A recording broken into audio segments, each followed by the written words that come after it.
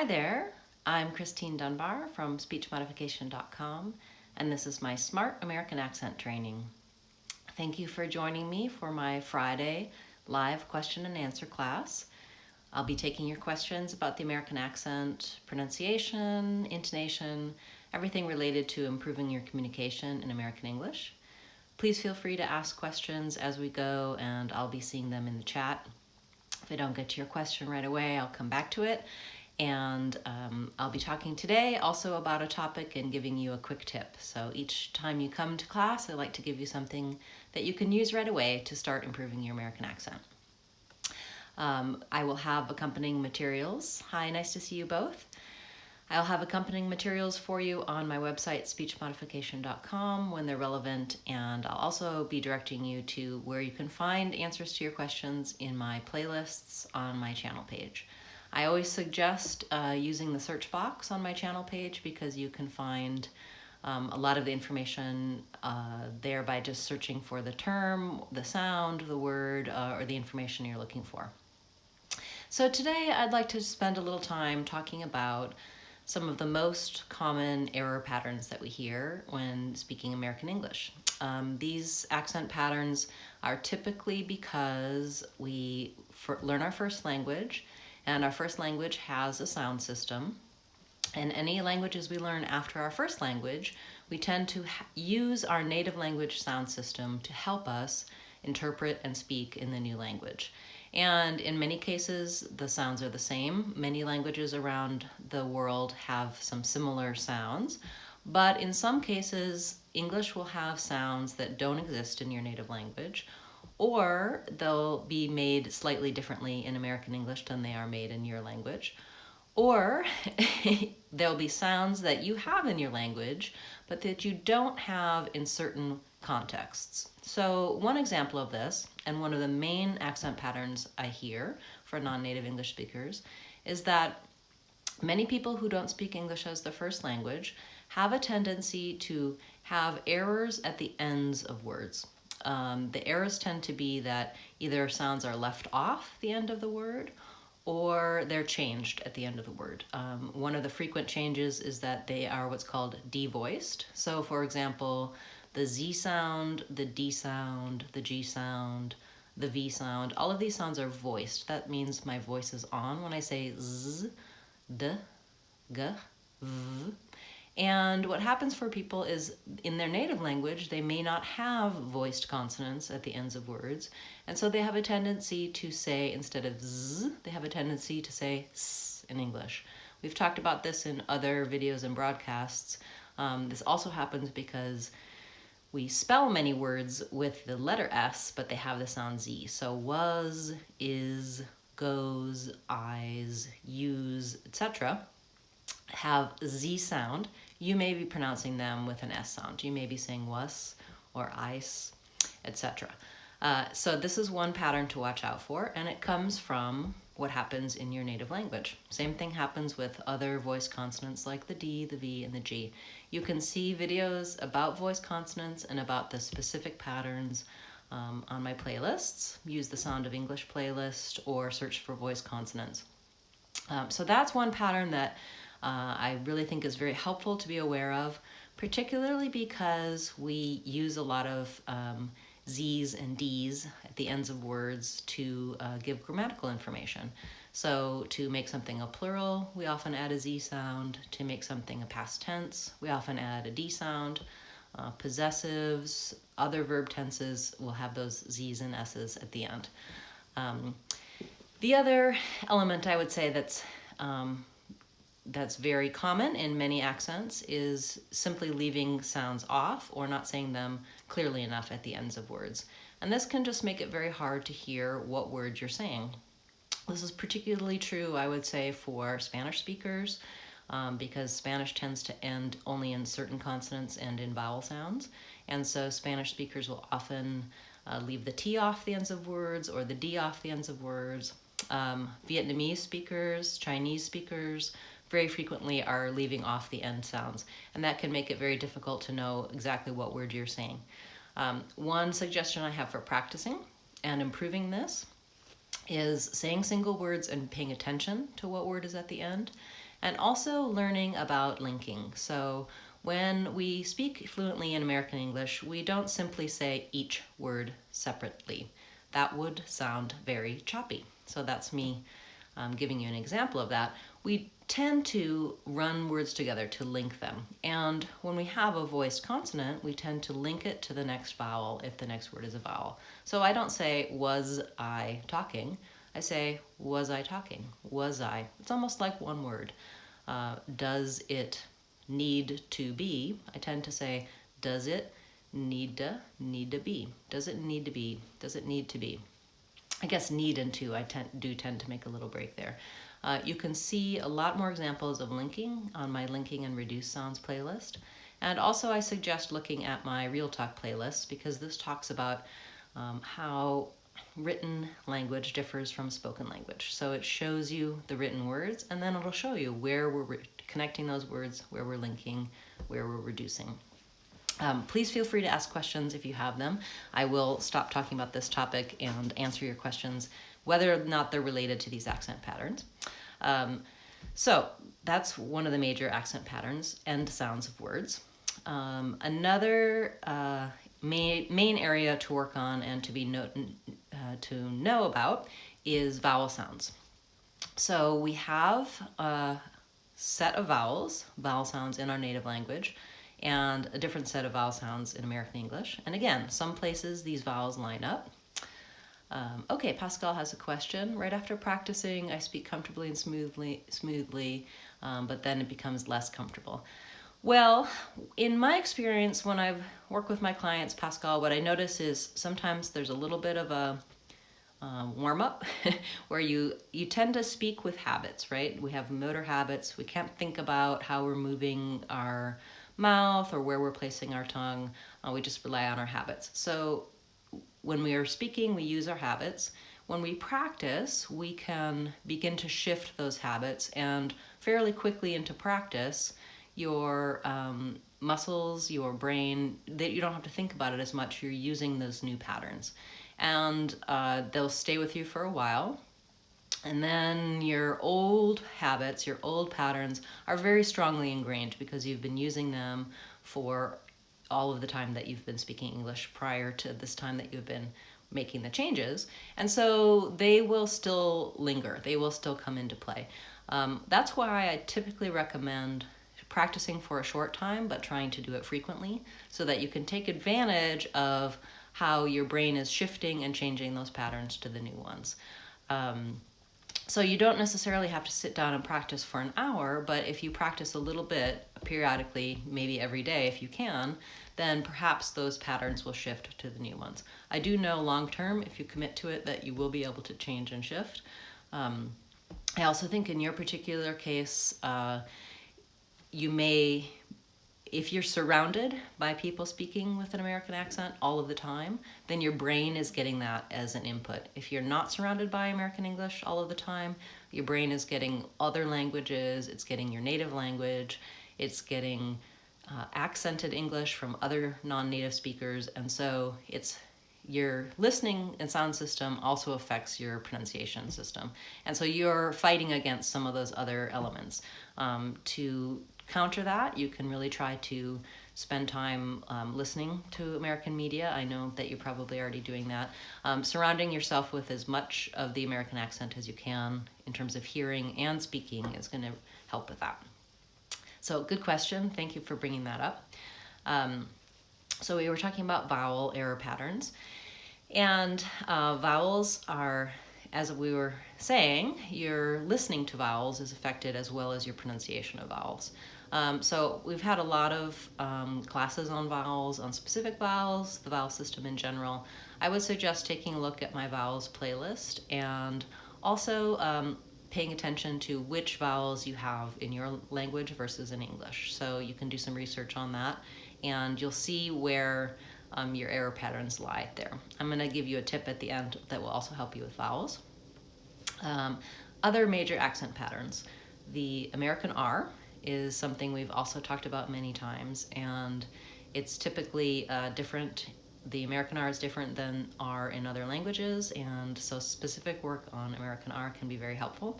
Again, I have a full playlist on American R, so I'm going to suggest that you take a look at that. Same thing goes for American TH. This is a very prevalent error sound, both the voiceless, like with and think, and the voiced, like the and breathe. Those TH sounds typically have the accent error patterns of being stopped, where they might sound more like a D or a T, or the tongue position is incorrect, and that also makes them sound like D and T. So working on American TH, the value of this is that we say these words with TH so much. Of the top 20 most frequently used words, about 7 of them start with the TH sound. So the, that, them. Okay, Shweta's question. When you say check this out, you could mean it to show anything that is new to someone.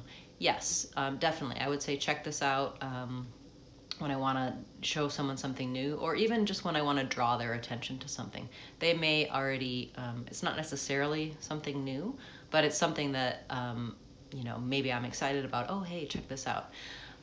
It's an expression to draw someone's attention to something. So those TH sounds, even though people typically can understand you if you're making a different TH sound than the American TH, they are so prevalent that they really affect how your speech sounds. People really notice them. So it's worth paying some attention to them and trying to switch to the American TH. And then the fifth area I'd like to speak about in terms of common accent patterns is language-specific errors. So this is where taking a look at your native language is going to be helpful for you. I'm going to just briefly mention some. So I talked about Spanish speakers having difficulty with their D's and T's at the ends of words. Another error pattern that's somewhat unique to Spanish speakers is that they'll sometimes switch the ya and ja sounds. I'll come back to that in a moment.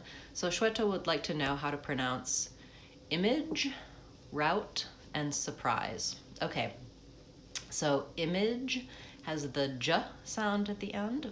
We spell that with a j at the beginnings of words and with a ge or dge at the end. Image has the stress on the first syllable and it's vowel I, image. I think the second vowel is also an I. I would double check in the online dictionary to see which vowel, but the way I'm pronouncing it now, image, it's a reduced vowel, so it's either vowel schwa, image, or image, both vowel I. So that's, because it's unstressed, it's reduced.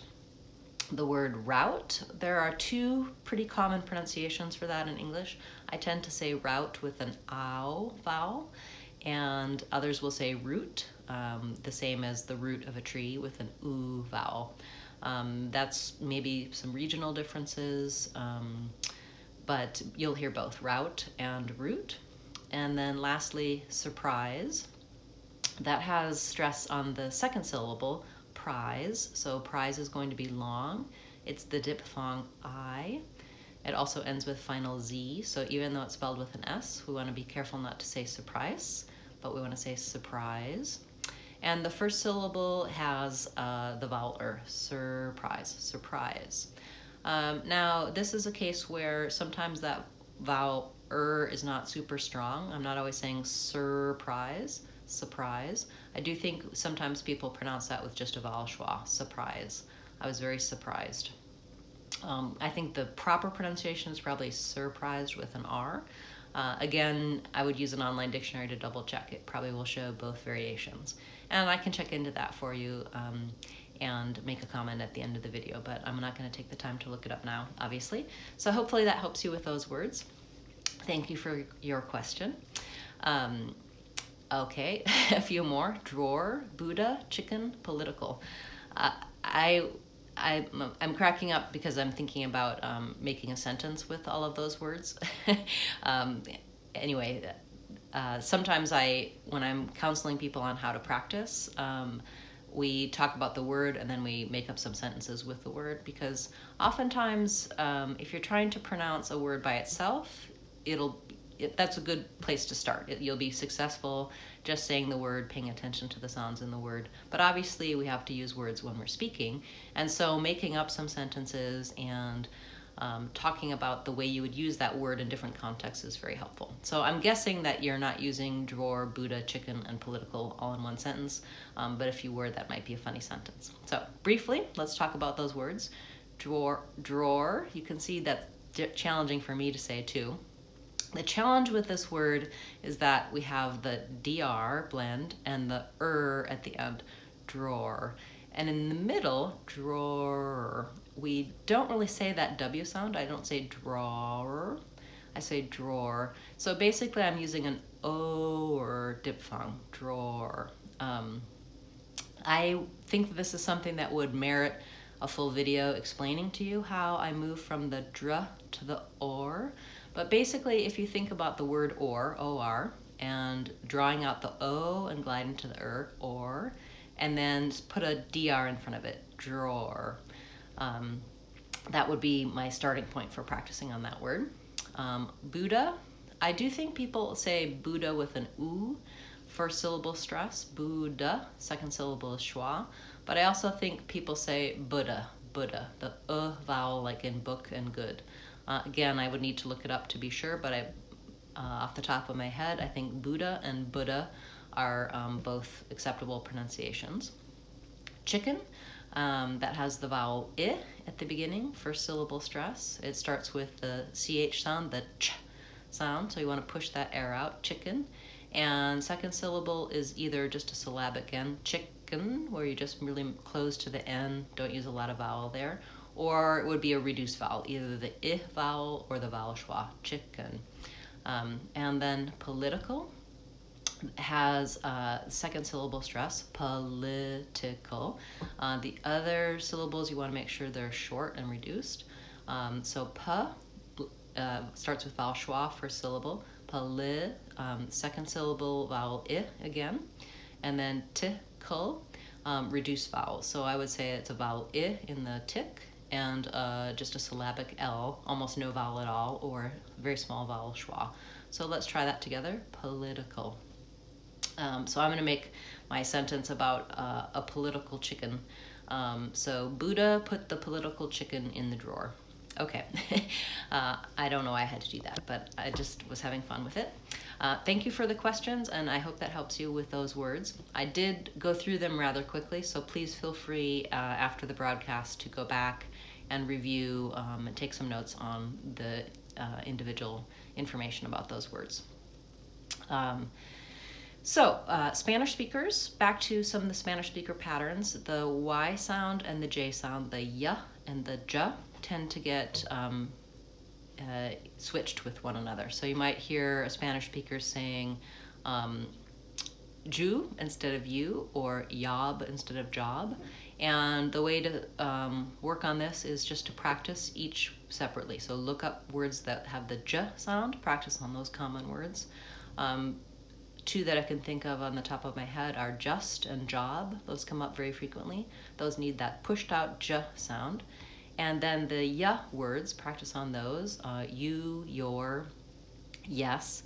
That's more of a gentle glide. I'm not pushing it out. I'm gliding ya, yes, and you. Okay, so that's some accent errors for Spanish speakers. For Indian English speakers, some of the errors I mentioned earlier apply to you, and then also specifically, I would pay attention to the W and V sounds. Again, similar to how the Spanish speakers do it, W and V in Indian English tend to be one sound that's somewhat close to each other. So practice words with W like why, what, where, was, and words with V like very, voice, ever, never, making sure you're making a distinction between those two. I have a lot of videos talking about W and V, and also a series talking about Indian English and its error patterns, so check those out. For Chinese speakers, one of the main issues is differentiating the N and NG sounds at the ends of words, and so typically they will sometimes interpose those. And again, practicing words that end with N like in, on, an, and words that end with NG like thing, ring, doing, and trying to separate those out. Again, you may need some very specific practice on how to make just the N sound and how to make just the NG sound if you're a Chinese speaker. And I do have some videos about that. It's about the tongue placement and about how those sounds are used in Chinese. I'm going to talk about Russian and Arabic, but first I'm going to take Pascal's question. He asks, people in movies or even in real life can speak so fast, but when I speak fast, I'm not clear at all. So speaking fast is like a very hard tongue twister for me. Any tips for it? Good, okay. You're reminding me that I'm speaking a little bit too fast. I tend to get excited about what I'm talking about and I accelerate my speech. I always tell people that speaking at the rate that comes most naturally for you is probably the best. People can speak slowly or quickly and in both cases be well understood. My question to you is, if you tend to speak more slowly in your native language, then I would encourage you to use that same pace when you're speaking English. If you tend to speak more quickly in your native language but have difficulty in English going at a quicker pace, then that might be something to practice a little bit to get more fluent and more natural. But to me, I think it's more valuable to speak at a rate where you can be clear than to try to speed up. If you are looking to speed up a little bit to sound more natural, perhaps your English is so slow that it interferes with being understood or you can't communicate that naturally, I suggest doing repeated phrase practice. What you're looking at there, and I would say look at my Real Talk playlist and check out some of those videos, and also my intonation playlist. What you're trying to do with that is stretch out on the stressed words and speed up on the other words. So you may not need to speed up all of the words that you're saying. If you can focus on the less important words coming by a little bit more quickly and the more important words being stretched out and slower, that's going to help how you sound overall. To do that, look at some of the types of phrases in my Real Talk playlist, and also think about common phrases like to the, in the, at the, was he, was I, and those are the words that you're going to try to go quickly on. So you can practice by saying this sentence over and over. For example, I'm going to the, and then fill in the blank. And the idea is that you're going to say, I'm going to the, and you may have to start more slowly, I'm going to the, but as you repeat, I'm going to the over and over, it'll become more natural to say that clearly, quickly, and fluently. And those are the types of phrases that we use a lot. So if you practice, I'm going to the meeting, I'm going to the store, I'm going to the train station, I'm going to my friend's house, you'll get the sense and the rhythm of the things that you need to say, and hopefully those will become more natural and easy for you.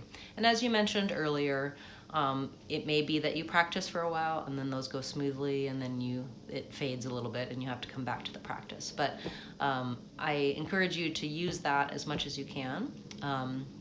In addition, if you practice speaking aloud the things that you're thinking about, the things that you need to talk about regularly, you'll find that yes, you're always having to create something new and talk about something new, but there are many things that we say repeatedly. And these are the places where you can start to get a new habit and be more clear and speed up because you say them many times in a day. So, hi, how are you, for example?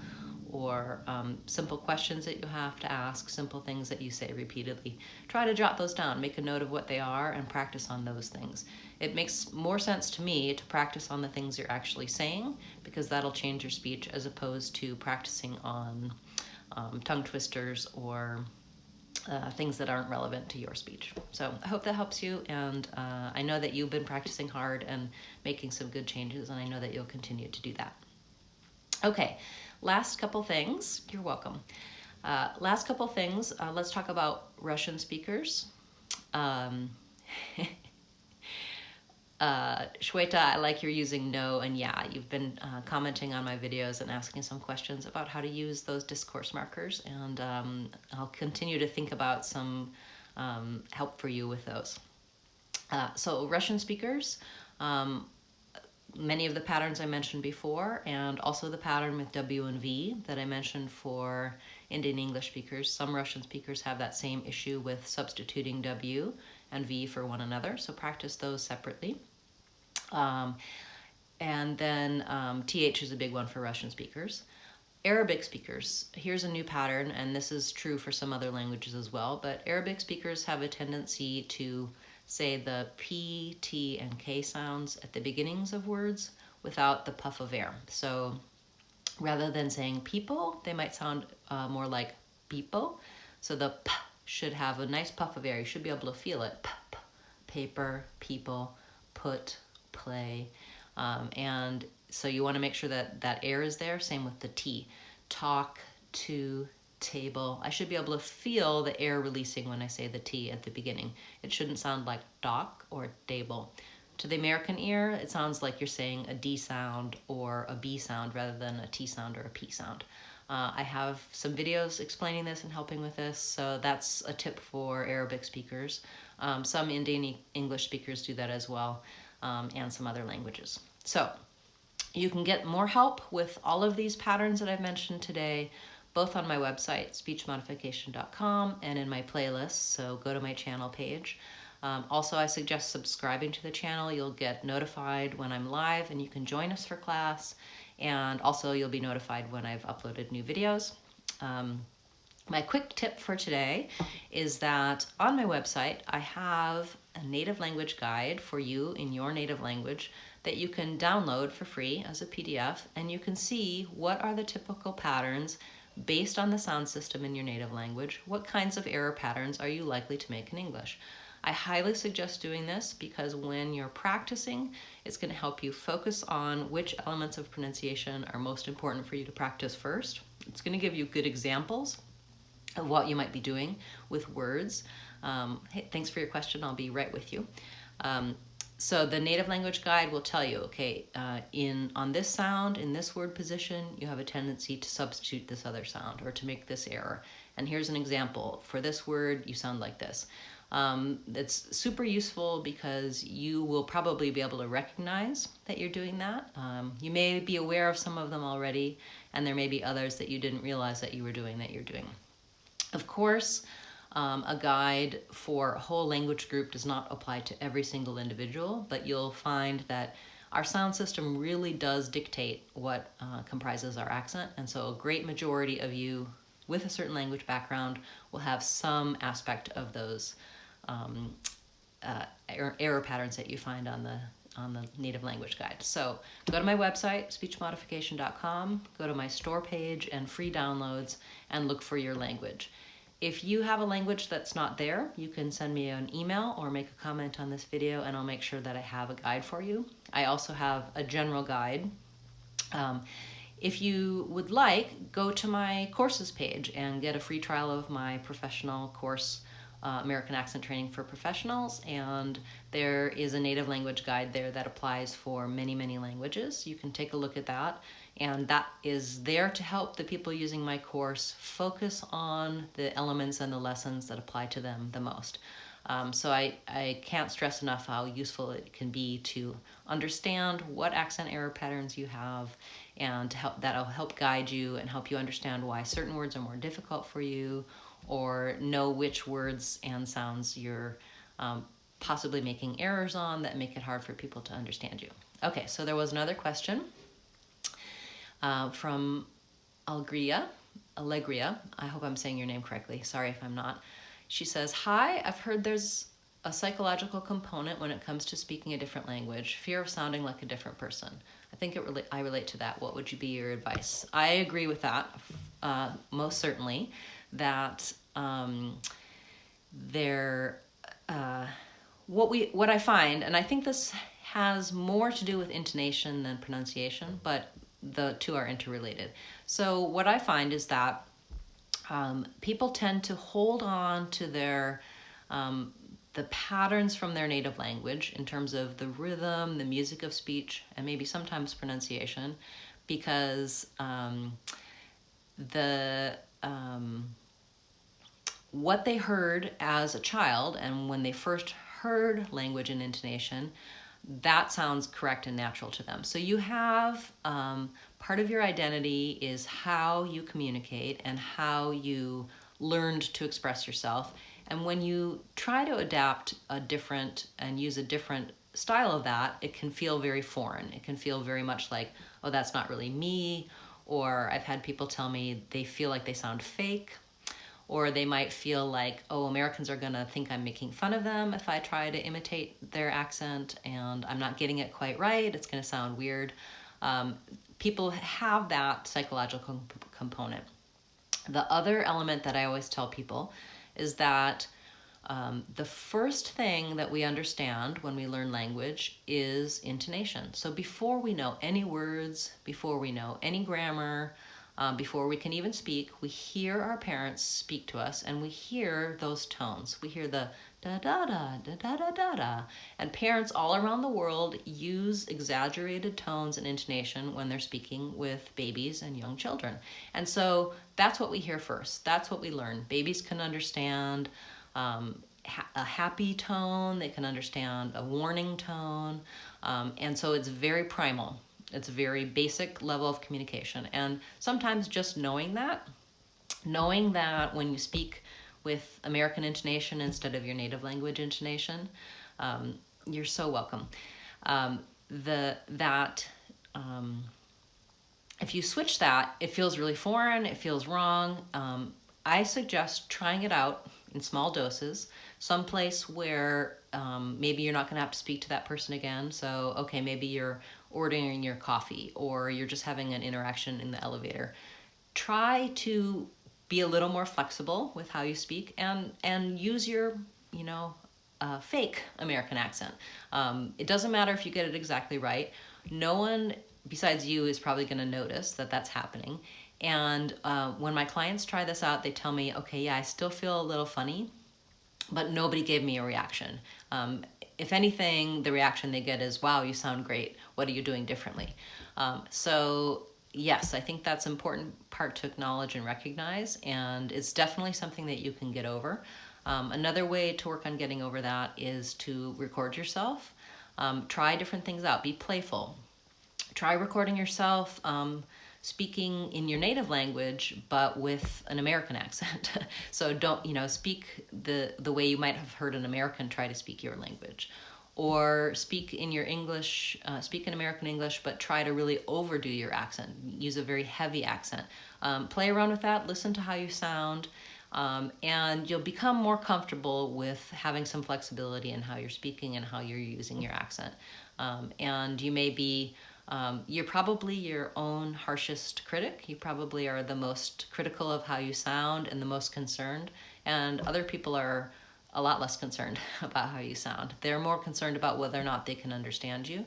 And that may also be playing a part in when you're speaking, that you want to be well understood. Maybe you've had experiences where people didn't understand you and it was frustrating or it was embarrassing. That's certainly a psychological component that can affect your speaking as well. You have to just try to move forward through that and say, I'm here, I'm making an effort, I'm acknowledging that I'm trying to work on and improve my communication. And I fully support that you can do that. I think anyone can change and improve their accent.